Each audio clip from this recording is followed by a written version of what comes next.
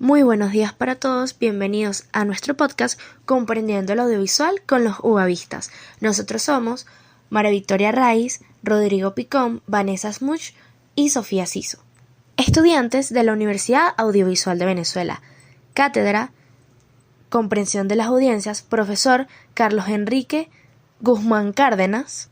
El día de hoy les vamos a hablar sobre el perfil de las audiencias digitales de los medios interactivos post-COVID-19. Bueno, para empezar a introducir este tema que está buenísimo en información, tenemos que empezar hablando de las audiencias digitales. Entonces, en la publicidad digital, estas audiencias vendrían siendo la cantidad de público al que pretendemos hacerle llegar nuestro mensaje para generar interacción con el mismo. En este caso podría ser mediante estrategias SEO o SEM, pero lo importante es que dentro de este campo encontramos, por ejemplo, el impacto de los cambios de las políticas de privacidad de las empresas Apple, pero también el despliegue de ePrivacy Directive de la Unión Europea.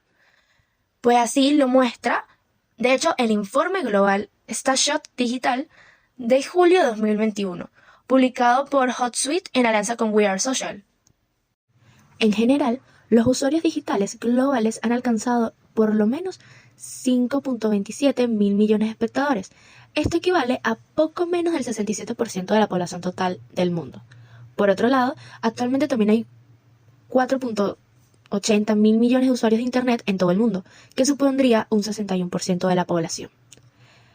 El ritmo del crecimiento de los usuarios en redes sociales normalmente muestra pocas señales de desaceleración. En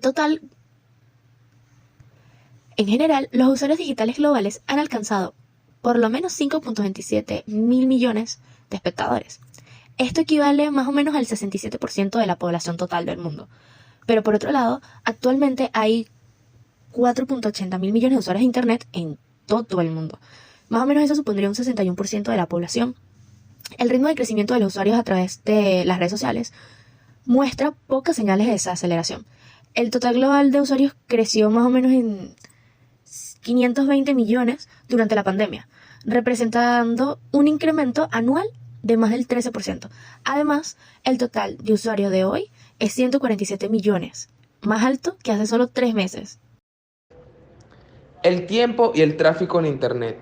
Las personas, todavía, luego del COVID-19, pasan cerca de 7 horas al día usando el Internet, más del doble de la cantidad de tiempo que pasan viendo la televisión. Sin embargo, es importante destacar que las personas durante cuarentena pasaron más tiempo viendo televisión. Mientras tanto, aproximadamente 6 de cada 10 usuarios de Internet dicen que han visitado algún tipo de plataforma de compras en línea en el último mes. Más del 50% de los usuarios asegura que compra o busca productos de forma online cada semana. Sí, y también podemos decir que los videojuegos son un campo muy concurrido por las audiencias digitales. El 85% de los usuarios tiene videojuegos, por lo que los entornos de juego representan una gran oportunidad para las marcas. Además, 1 de cada 3 jugadores de todo el mundo dicen jugar diariamente, una cifra que aumentó más del 40% durante y después del COVID.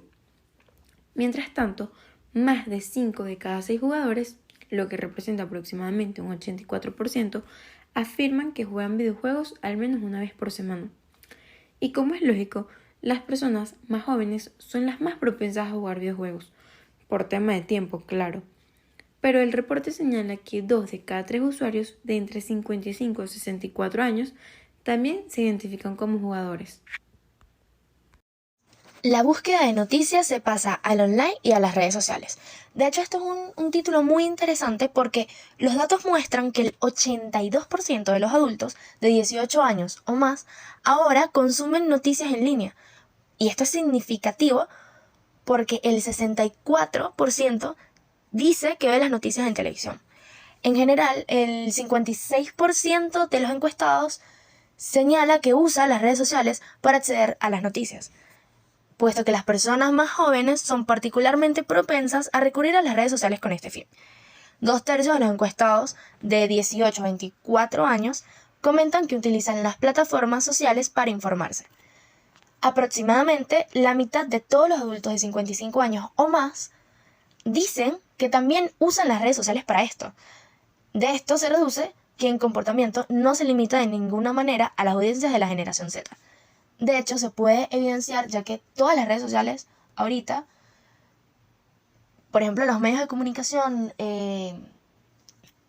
pero en plan noticias, todas tienen su propia red social. Están ya centrados, localizados dentro de una red social, sea TikTok, Instagram, YouTube, porque no les quedó de otra que adaptarse a la nueva forma de transmitir la información.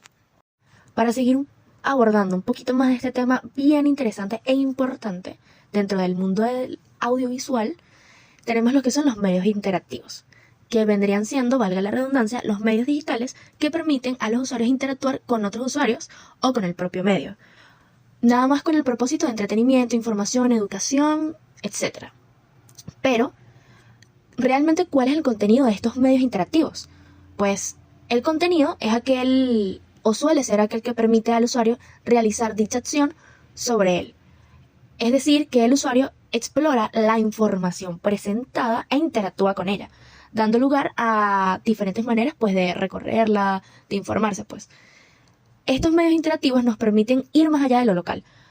Es decir, por eso los negocios o empresas que los han implementado han logrado una mayor expansión de su mercado, puesto que permiten la participación e interacción entre distintos agentes o personas. Esto quiere decir que logra la segmentación del mercado. La revolución de Internet de los años 90 y la tecnología mejorada, como los teléfonos inteligentes, marcaron el comienzo de los medios interactivos. Ahora, comprensión de los medios interactivos. El propósito de los medios interactivos es atraer al usuario e interactuar con él de una manera como no lo hacen los medios no interactivos. Inicialmente no hubo una participación activa en los medios tradicionales, como por ejemplo la televisión y la radio. Este tipo de medios ha hecho que los consumidores sean más pasivos, sin ofrecerle una forma real de navegar a través de su experiencia en lugar de la capacidad de cambiar de canal. Ahora hablemos de un tema muy interesante, los videojuegos. Los videojuegos existen desde hace más de 50 años, eso como dato curioso. A pesar de su antigüedad, continúan no solo creciendo, sino también evolucionando. Durante el 2020, la pandemia y el confinamiento propiciaron el crecimiento de la industria de los videojuegos. Ahora hablemos de los juegos como plataforma social. Todos los grandes juegos ahora cuentan con su propia plataforma de redes sociales, independiente. Hoy en día es probable que las personas jueguen para interactuar con sus amigos. Pueden tener una vida social digital en ausencia de una vida social real y encontrarse con los amigos de sus amigos y otras personas con las cuales pueden formar una amistad. Estos juegos también impulsan el negocio de otras partes de la industria. Veamos, por ejemplo, el avance logrado por Fortnite de Epic Games, donde Sony permitió a los jugadores de PlayStation estar en el mismo campo de batalla con los jugadores de Xbox. También, para agregar a tu punto, Vanessa, el aumento del consumo de videojuegos post-pandemia es muy importante porque las personas están obligadas o estuvieron obligadas a quedarse en su casa y pues recurrieron o les tocó recurrir al entretenimiento digital con videojuegos. Y esto pues incrementó las ventas de títulos lanzados durante marzo. De hecho, las ventas de videojuegos han alcanzado un nivel de ventas récord en el mes de marzo, debido a las medidas de distanciamiento social que los gobiernos mundiales han tomado contra la epidemia del coronavirus. Los expertos en el mercado de videojuegos confirmaron y siguen confirmando que después y durante la pandemia de coronavirus, esto fue un factor determinante en el aumento de estas mismas ventas. Según Andrew Little, analista de Global X, el gasto de los consumidores en videojuegos incrementó un 65% a mediados de marzo, en comparación con el mismo periodo de 2019. Lo más importante de este podcast vendría siendo el perfil de los consumidores. ¿Por qué? Porque después de la pandemia, inclusive dentro de la pandemia, esto mismo ha afectado esos hábitos a medida que ha aumentado la cantidad de tiempo dedicado a los juegos. Esta cantidad de tiempo dedicado a estos juegos parece haber aumentado debido a las regulaciones que teníamos de quedarnos en casa, de estar o estudiando o trabajando de forma online, algo siempre teníamos como un tiempo, los niños tenían un tiempo para dedicarle a los juegos y poco a poco ese tiempo va en aumento y fue aumentando y aumentó. Y pues también incluyó pues la falta de eventos en vivo al comienzo del confinamiento, como lo vivimos todos. Pero según una encuesta de NPD, el 79% de estos consumidores, específicamente centrándonos en los estadounidenses, jugaron un videojuego durante los primeros 6 meses del brote de coronavirus y el tiempo total dedicado a este juego aumentó un 26%. Es decir, que los consumidores de este juego, que los consumidores estadounidenses de este juego, que el estudio se hizo de edades desde 18 a 24 años, el 66% de ellos jugó más juegos de consola en el primer mes con los confinamientos, muy por delante del 28% de todos los consumidores estadounidenses, que juegan más juegos de consola según Superdata. La animación ha podido reaccionar a la crisis provocada por el COVID-19, de manera que apenas se ha visto alterada la cadena de consumo, aunque también el distanciamiento social ha traído aspectos positivos y otros negativos. Aunque las condiciones no son ideales, el balance general para el sector de la animación ha sido positivo, lo cual puede impulsar oportunidades y estrategias específicamente para la animación latinoamericana dentro de los próximos años. Hoy en día, los consumidores se involucran en experiencias visuales de alta definición. Los cinéfilos exigen producciones de alta calidad con efectos visuales atractivos y estudios y animaciones realistas, que incluyen más tomas de animación y efectos especiales en las películas.